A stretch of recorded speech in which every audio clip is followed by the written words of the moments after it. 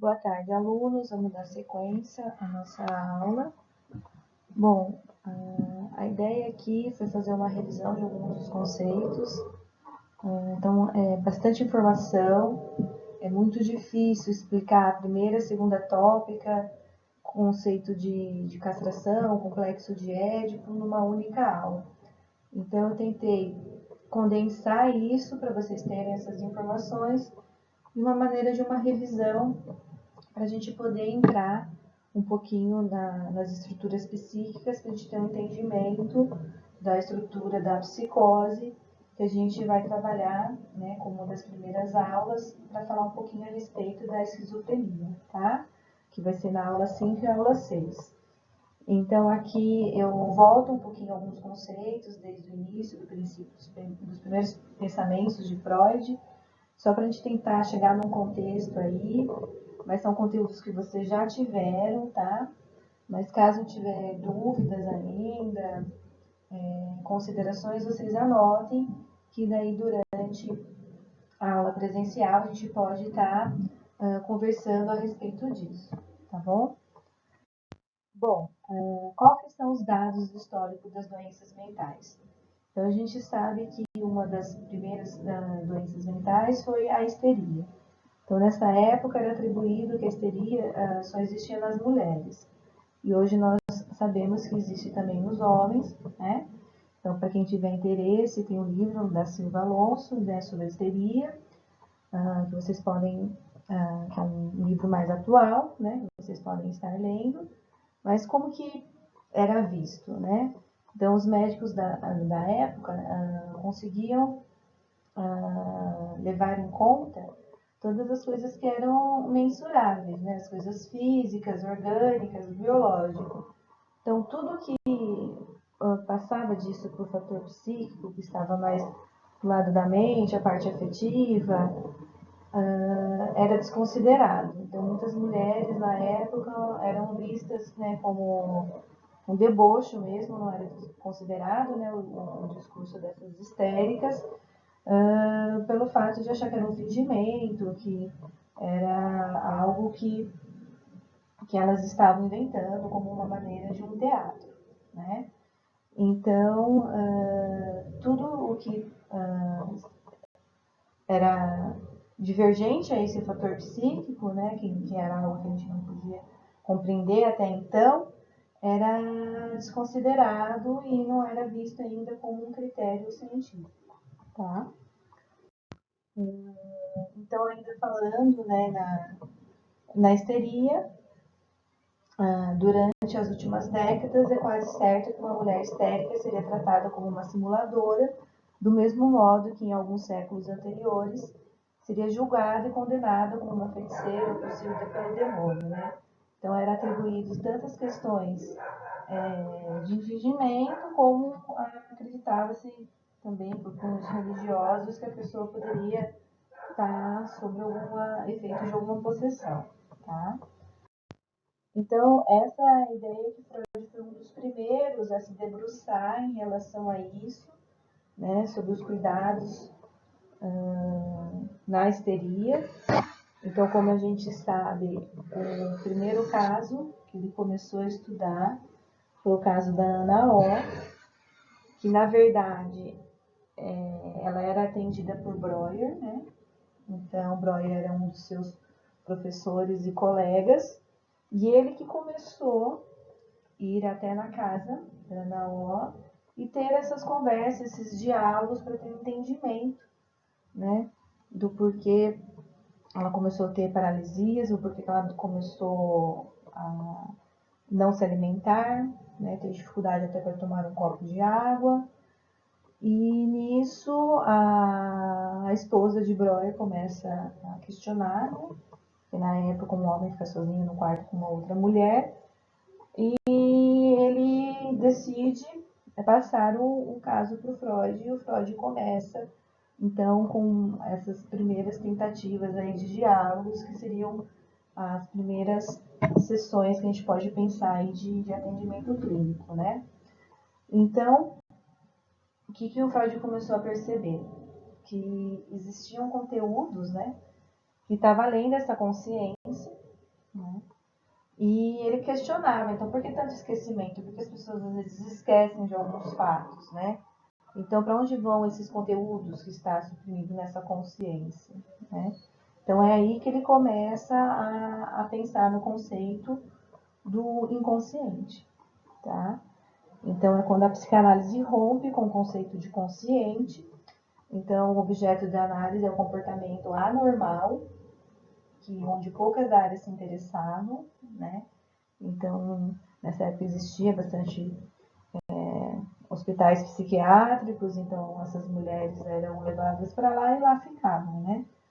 E então ele foi uma das primeiras pessoas que teve essa sensibilidade de ouvi-las, né? E tentar entender esses sintomas e quais eram as causas, tentar ouvir essas mulheres e ver qual era esse histórico, né? Então, o método de observação clínica, tá, a descoberta do inconsciente não anátomo. Então, o que a gente pode pensar aqui? Que o inconsciente não existe uma determinada área do cérebro que eu posso falar que está localizado, né? Então, ele é não anátomo, né? Não tem uma anatomia que eu possa dizer onde ele está localizado. Então, o método de observação trabalha com a interpretação e investigação por meio da análise do discurso, que é a ciência. Nesse sentido que encontramos a ruptura da psicanálise com outras ciências. Então, é algo inovador, que ele começa a dar sentido, né, a esses sintomas e dar voz para essas mulheres, para ter um entendimento do processo desse adoecimento psíquico. Então, o que é o modelo topográfico? Então, ele desenvolve duas teorias do aparelho psíquico. Na primeira teoria do aparelho psíquico, ou primeira tópica, se divide o psiquismo em inconsciente, pré-consciente e consciente. Então, o inconsciente para Freud era uma instância psíquica em que o paciente sabe, mas muitas vezes ele não sabe. Então, assim, são pensamentos, né, e histórias, ações que muitas vezes ele não consegue elaborar, que tem dificuldade de falar sobre aquilo. Então são coisas que parece que eu sei, mas ainda não sei, né? Eu não consegui revivê-las, né? Essas lembranças, situações, angústias, né? Então ele abre um espaço para que a pessoa possa falar e ouvir ao mesmo tempo o que está falando, né? Então a própria Ana O fala que é a limpeza da chaminé, né? Que é a cura por meio da fala, né? E ela foi um dos primeiros casos, né, que o Freud foi tendo todo esse entendimento da sua teoria. Então, voltando para o slide, o inconsciente não segue uma lógica linear, mas atemporal e dialético, onde contrários coexistem. Então, o que ele está querendo colocar aqui para a gente? Que o inconsciente é atemporal, então tem coisas que vão acontecer na minha infância e que depois na minha vida adulta eu vou me dar conta de que eu não consegui, que eu não tinha maturidade na época para poder dar conta de tudo isso, né? Então são situações que eu posso ter vivenciado anos atrás e que vão reverberar agora, né? Então, por exemplo, um dos casos da Maria que a gente discutiu um pouco em sala de aula foram coisas que aconteceram no passado dela e que não estavam tão tranquilas assim, né? E que no seu presente depois ela vem com sintomas, né? E esses sintomas, que muitas vezes a gente desconsidera, passam desapercebidos e que a gente não presta atenção e não dá voz a esse sujeito para que a gente possa tentar esclarecer situações, elaborar situações, né, que permitam aí um desenvolvimento mais saudável da pessoa, tá? Então, o modelo topográfico propõe a divisão da mente em três lugares. Então, a palavra lugar em grego e topo daí teoria da topografia, tá? Bom, as influências de Charcot. Charcot também, na época, foi um dos primeiros médicos a estudar os casos de histeria, e ele ia para a linha da hipnose, porém, a Freud observava que após a hipnose o sintoma voltava, né? Então, por exemplo, tem um videozinho, se vocês procurarem no YouTube, do Charcot, né, Freud assistindo a aula de Charcot, e onde mostra, né, uma histérica na cadeira de roda e que após ser hipnotizada ela consegue andar. E depois, quando ela volta, né, da sessão da hipnose, ela volta para a cadeira de roda. Então, Freud tem um entendimento aí que a hipnose não era suficiente, né, para sanar esses sintomas, que isso voltava novamente, tá? Então, na histeria, a causa atuante da doença não é o dano físico insignificante, mas o afeto do susto, o trauma psíquico. Qualquer experiência que possa evocar afetos aflitivos, tais como susto, angústia, vergonha ou dor física, pode atuar como um trauma dessa natureza. E o fato de isso acontecer de verdade depende naturalmente da suscetibilidade da pessoa afetada. Então, aqui a gente tem também o conceito do trauma psíquico, que muitas vezes são vivências que a pessoa tem em determinado momento, que pode causar essa angústia e que ela não é bem elaborada e que isso pode trazer depois, né, um sintoma decorrente a isso, né? Então, no caso da Ana O, ela não estava querendo, se recusava a tomar o copo de água e durante uma das suas sessões ela comenta lembrar que uma das cuidadoras dela deixava o copo de água próximo à cabeceira da cama e que o cachorro bebia nesse copo e que ela tinha nojo, né? Então, por isso que ela não conseguia beber água. Então, após ter essa conversa, ela torna-se consciente, né? Essa ação e ela pode, então, ter um entendimento do porquê que ela não conseguia tomar essa água, tá? A teoria do trauma. A partir da observação clínica de diferentes casos de histeria, Freud chega à noção de trauma psíquico, noção esta estritamente relacionada à teoria da histeria, já nos primeiros textos freudianos. Transforma-se em trauma psíquico toda impressão que o sistema nervoso tem dificuldade em abolir por meio do pensamento associativo ou da reação motora. Então, aqui ele vai estar dando uma explicação a respeito disso que eu acabei de comentar, né? De que como que fica algumas cenas, situações ainda para a pessoa de uma maneira que ela ainda não consegue elaborar, né? Conceito de trauma. Implica numa perspectiva freudiana na ideia de um choque violento, de uma efração sobre o aparelho psíquico e também das consequências sobre o conjunto da organização psíquica. Então, teoria do trauma e a abreação. O que significa essa abreação? Descarga emocional pela qual um sujeito se liberta do afeto ligado à recordação de um acontecimento traumático, permitindo assim que não se torne ou não continue sendo patogênico, que foi o exemplo que eu acabei de dar, de que quando ela traz para a memória, traz para o consciente a cena que o cachorro bebia no copo de água, ela tem um entendimento agora que ela era isso que a impedia dela tomar água, né? Que ela relembra o fato do cachorro tomando no mesmo copo que ela bebia água, certo? Ainda na teoria do trauma, pode assim ser reconhecida desde os primeiros escritos sobre histeria, quando Freud desenvolveu a questão do trauma psíquico, como um corpo estranho que muito depois de sua entrada deve continuar a ser considerado como um agente que ainda está em ação, e que só mediante a hipnose, com a vinda à consciência das ideias anteriormente dissociadas e a reação afetiva correspondente poderá se tornar passado. Então, aqui é um desses momentos ainda que utiliza-se a hipnose para a gente chegar nessas informações, nesses conteúdos que estão ainda latentes, tá? Então, aqui a diferença de inconsciente para pré-consciente. Então, o inconsciente é estruturado como uma linguagem e é a fonte de energia do psiquismo humano. O pré-consciente seria responsável por armazenar as informações que não estão na consciência naquele exato momento, mas podem ser acessadas sempre que necessário. Há um fluxo constante entre as três instâncias. Então, é algo que a gente percebe quando o indivíduo está consciente, como ele está, como está a fala dele, né? Ou se ele, a parte da memória, né? Então, por exemplo, assim, nesse sentido que acabou de ser explicado do pré-consciente, se você perguntar para a pessoa que dia é hoje, o que você almoçou hoje, então são respostas que a pessoa consegue acessar, né, na sua memória e consegue estar dando uma resposta, tá?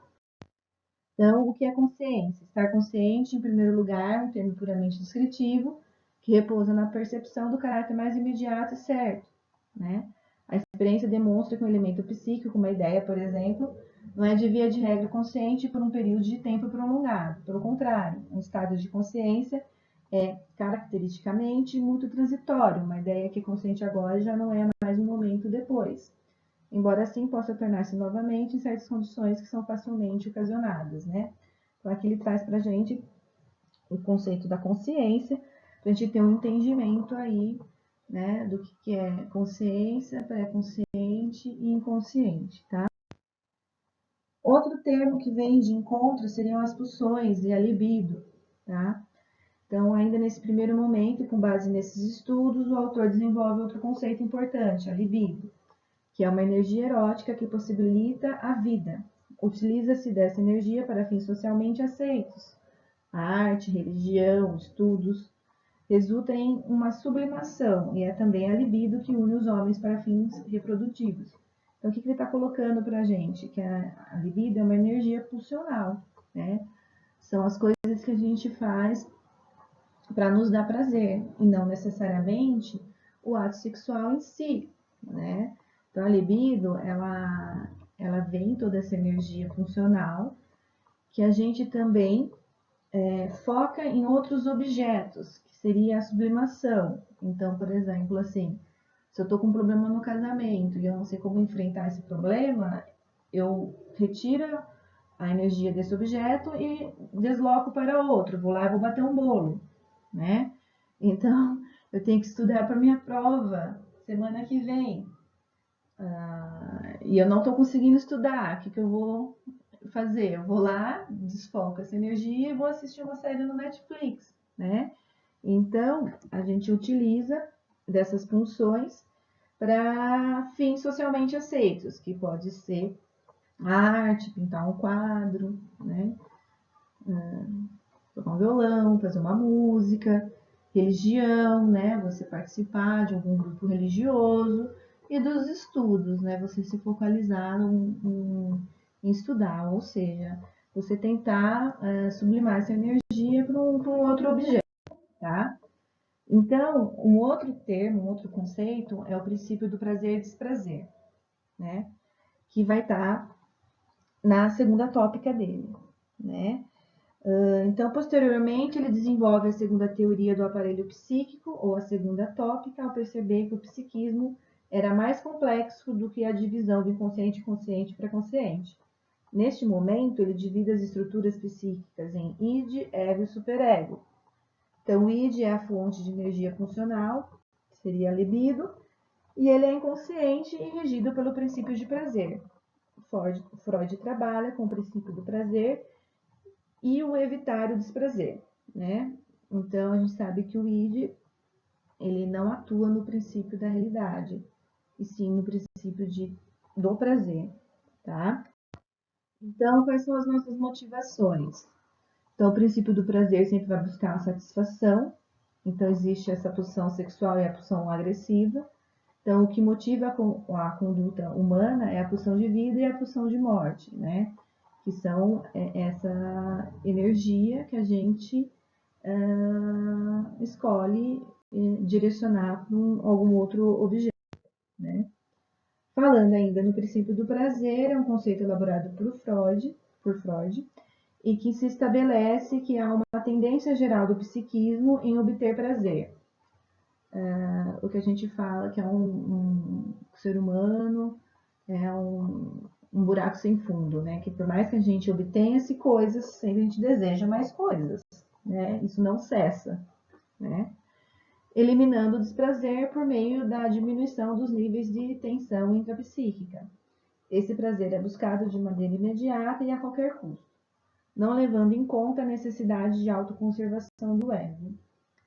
Para regular esse princípio, há uma relação com ele, o princípio da realidade, que media a relação do princípio de prazer com o mundo externo, segundo a ordem da economia psíquica, que prevê a eliminação do desprazer como prioritário em relação à satisfação das funções. Então, a gente tem esses dois conceitos do princípio do prazer e o princípio de realidade, né? Que a partir da segunda tópica a gente vai ver que essas instâncias trabalham nesses conflitos, né? Para a gente poder viver socialmente. Então, libido e sublimação. O homem, pela transformação dos instintos animais, é capaz de renunciar à satisfação imediata e ao prazer, em nome da satisfação adiada, que gera segurança para constituir a vida em sociedade. Então, nós realizamos esses pactos sociais. Então, para a gente viver em meio ao coletivo, a gente faz algumas renúncias aí, então a gente não só trabalha na nossa personalidade humana pela busca de satisfação de prazer. Então, tem algo que nos barra, né? Então, tem regras aí que nos barra para essa satisfação imediata, tá? Então, a gente não vai só pela satisfação do prazer, a gente vai também pelo princípio da realidade. A libido, energia que possibilita essa transformação, destina-se para a reprodução humana na relação entre os sexos e é também desviada desse objetivo e dirigida para a realização de outras atividades humanas, cuja finalidade é a produção de cultura, que Freud denomina como a sublimação. Então, a gente sublima muita coisa, né? Na sublimação, o objeto e o objetivo são modificados e o que era originalmente sexual encontra satisfação numa realização não sexual genital, mas erótica na medida em que se investe energia libidinal em um substituto de uma valorização social ou ética superior. Então, pelos valores morais e éticos, a gente desvia essa energia então para outros fins, né? Como a gente já mencionou, arte, religião, estudos. Então, a gente também sublima isso em uma outra maneira, tá? Então, pulsão de vida e pulsão de morte. O que significa isso? Então, essa energia sexual está ligada à pulsão de vida, que possui uma relação de ambivalência, contradição e complementaridade com o instinto de morte. A pulsão de vida, ou Eros, é a força que mantém tudo o que é vivo unido e age no sentido de conservar a vida, tá? Então, o que seria a pulsão de vida? Essa vontade que a gente tem de viver, de fazer as coisas, de planejamento, de almejar coisas boas para nós, né? Isso é pulsão de vida. E aqui o poder poderia, essa façanha, ser mais bem atribuída do que a Eros, que mantém unido tudo que existe no mundo, em uma relação de contraposição, de complemento ao instinto de morte ou Thanatos, tá? Então, a gente entende também que existe essa pulsão de morte, que não é tudo que a gente também vai conseguir e vai obter. Então, agora falando um pouquinho a respeito da estrutura da personalidade, a gente sabe que existe o id, o ego e o superego. Então, os componentes da personalidade estão competindo continuamente entre si, pela energia disponível dos instintos de vida e de morte. O id opera de acordo com o princípio do prazer, como uma criança mimada, pressiona continuamente para a realização imediata de seus impulsos. Quero o que quero quando eu quero. Então, o id é aquela instância que a gente pensa que são aquelas pessoas que não sentem culpa e que não têm remorso de causar o sofrimento no outro para obter prazer para si próprio, tá? Então, a gente vai estar vendo agora cada uma das instâncias para a gente entender um pouquinho a diferença de cada uma delas, tá?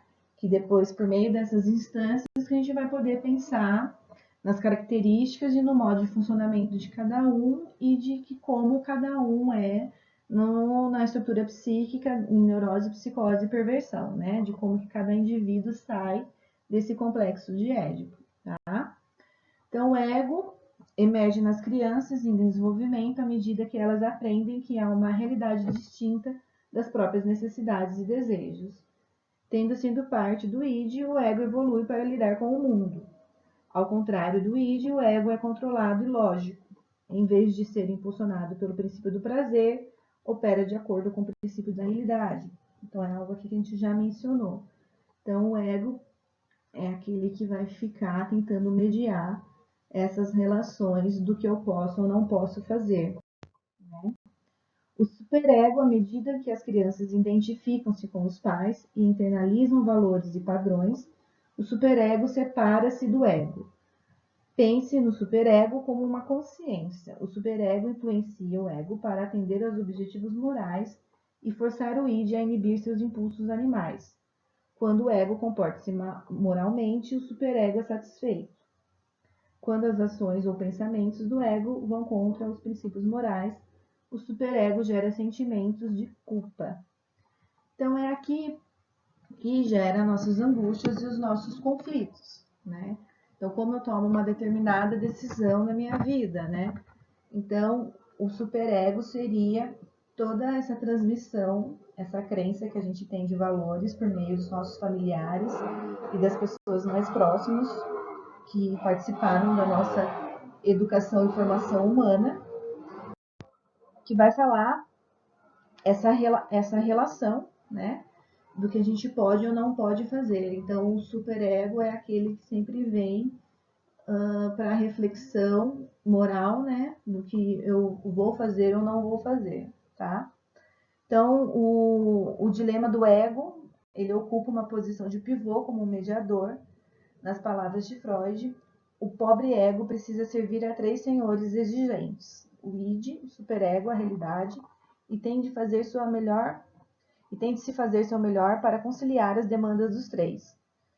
Quanto mais intensos forem os conflitos, mais energia psicológica é exigida para resolvê-los, menos energia sobra então para se viver.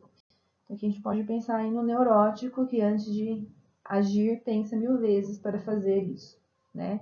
Então, o superego também é aquele que vai pensar na parte moral. O que o outro vai pensar de mim se eu fizer isso, tá? E então é uma das coisas que ajuda a controlar, a conter o sujeito, tá? E aqui, gente, tem mais uma outra teoria, que é a psicossexual, que é da pulsão. Então, a sexualidade é uma pulsão nem mais nem menos elementar de tantas outras que podemos vir a valorizar na clínica. A importância dada ao sexo em Freud é entendível não por ser ele o representante das qualidades elementares ou originárias do psiquismo, mas por fatores históricos ligados à invenção da psicanálise. No imaginário da época, a sexualidade de fato mostrou ser o pivô funcional da maioria dos sintomas tratados pela psiquiatria, como obsessões, histerias e fobias. Então aqui vai tendo todo um entendimento de como a gente reprime coisas, de como a gente deixa de fazer coisas, né, moralmente, né, porque a gente pensa nessa parte social, né, o que causa angústia, o que causa os conflitos, né. Então aqui que ele começa a estudar essas nossas pulsões que não são satisfeitas, né, que a gente não consegue satisfazer por conta do outro, né. Então aqui tem o mito de Édipo, para quem não conhece, pode estar pesquisando, porque se eu for falar inteirinho o mito do Édipo, a gente vai alongar muito essa fala, vai alongar muito esse vídeo, tá? Mas em via de regra, Freud utiliza-se, né, desse mito para compor um pouquinho o entendimento do complexo de Édipo. Então, o que é o complexo de Édipo na psicanálise? É a organização do processo da nossa personalidade. É uma história que envolve três personagens, mãe, pai e filho, constituindo no desenvolvimento do amor pelo progenitor do sexo oposto, né? Então, é algo que ele vai falar que a gente passa por esse complexo de Édipo e a partir disso que a gente começa a aparecer os traços da nossa personalidade e ver a nossa estrutura psíquica. Então, o complexo de Édipo é a representação consciente pela qual se exprime o desejo sexual ou amoroso da criança pelo genitor do sexo oposto e sua hostilidade para com o genitor do mesmo sexo. Essa representação pode inverter-se e exprimir o amor pelo genitor do mesmo sexo e ódio pelo sexo oposto. O complexo de Édipo desaparece com o complexo da castração.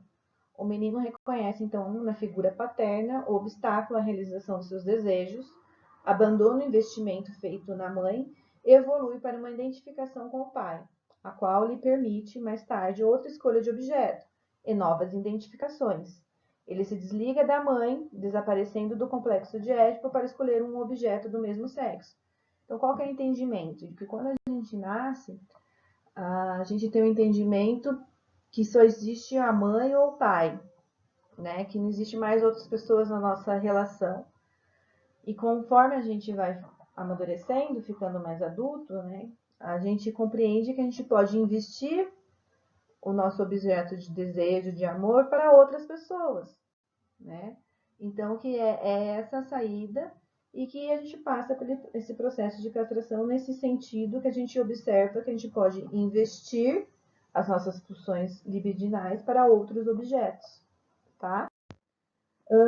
Ainda falando do complexo de Édipo, o menino, ao eleger a mãe como objeto de amor, identifica-se com o pai e vê nele um rival, que compete pelo amor materno, inaugurando o complexo de Édipo. Durante um certo tempo, esses dois relacionamentos avançam lado a lado, até que os desejos sexuais do menino em relação à mãe se tornam mais intensos e o pai é percebido como um obstáculo a eles. Disso se origina, né, o complexo de o complexo de Édipo feminino é distinto do masculino e menos trabalhado na teoria freudiana. Nele, a menina atribui a culpa da sua castração à mãe e desenvolve sentimentos de hostilidade com ela.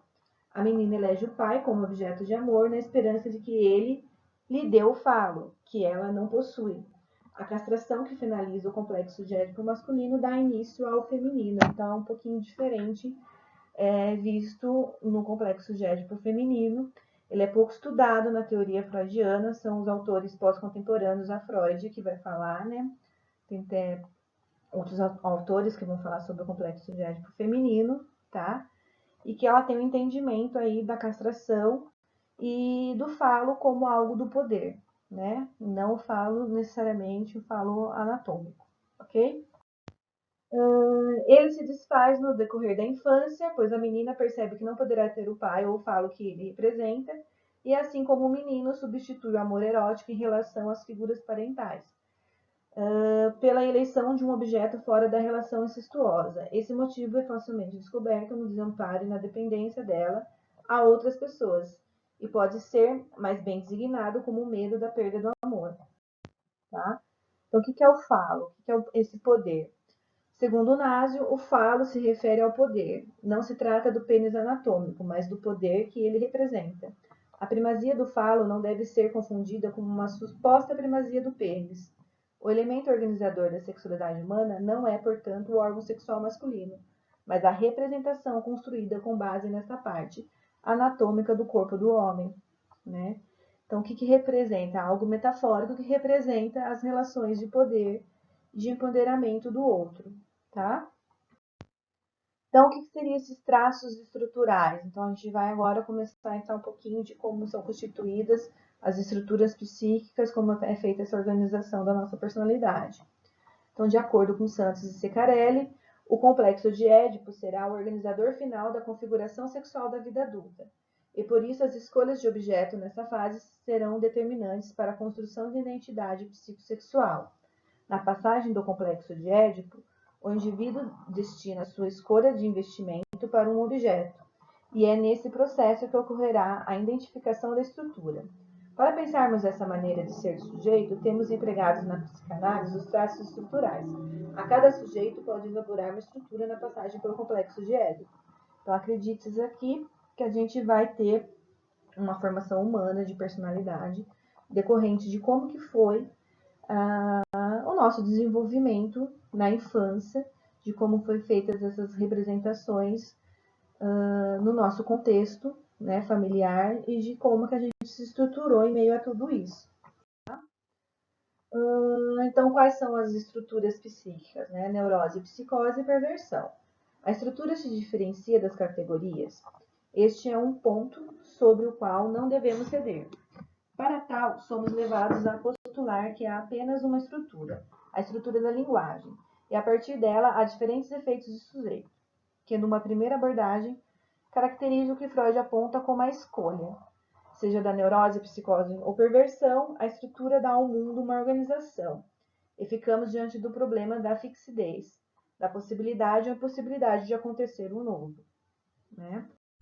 Então, aqui tem um videozinho das estruturas psíquicas que eu coloquei também no AVA, para vocês estarem vendo, que é bem interessante. Que vai estar falando um pouquinho dessa composição, do que significa cada uma. Na aula 4 também eu falo um pouquinho de cada uma, tá? E agora a gente vem com o conceito de castração. Então, vocês viram que são vários conceitos, gente. São muita coisa sobre a teoria do Freud. Então, é bem difícil em uma aula explicitar tudo isso daí. Então, eu coloquei bem resumido, condensado, para vocês relembrarem mesmo esses conteúdos para a gente poder seguir, tá? Então, castração. Compreende-se que a estrutura do sujeito é a maneira pela qual ele vai se constituir, ou seja, de acordo com a passagem do complexo de Édipo, é entendido que o sujeito vai investir o seu desejo a outro objeto que não seja a mãe ou o pai.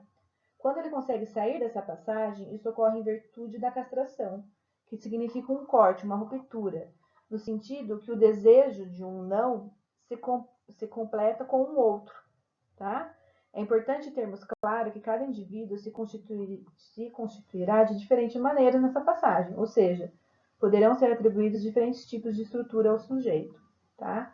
Então, de como ele aceita ou não esse investimento de objeto, que ele consegue fazer essa ruptura com o pai e com a mãe e destina-se essas funções a um outro objeto, tá? Diferentes posições subjetivas podem ser ocupadas em relação ao desejo e à castração que ela implica, daí resultando as estruturas existenciais, tais como neurose, psicose e perversão. Portanto, podemos dizer que a especificidade da estrutura de um sujeito é pré-determinada pela economia do seu desejo. Né? Então, como o indivíduo vai funcionar em meio a tudo isso. Castração. O menino quer se livrar do pai e ocupar seu lugar junto à mãe. A ameaça da castração por parte do pai que faz a interdição da relação com a mãe. E o medo de perder a proteção paterna leva a criança a abandonar o complexo de Édipo. Sendo assim, há uma eleição posterior de substituto para investimento libidinal fora da relação incestuosa. Se ela perde o amor de outra pessoa, de quem é dependente, deixa também de ser protegida de uma série de perigos. A renúncia ao objeto proibido, ou a satisfação imediata e a capacidade de desviar energia para a eleição de outros alvos da libido, pode-se constituir-se como uma sublimação. Então, tem um entendimento aí que existem outros objetos que ele pode focar sua energia em outras coisas e não somente no pai e a mãe, tá? Então, aqui eu deixei como atividade para vocês fazerem.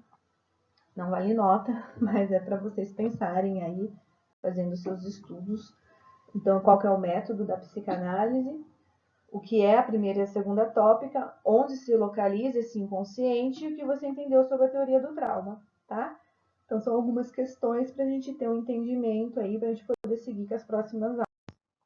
Aqui eu deixei um vídeo bem interessante do Gel Beamer, para quem tiver interesse em estar assistindo, tá aí, tá? Aqui foram as referências que foram utilizadas.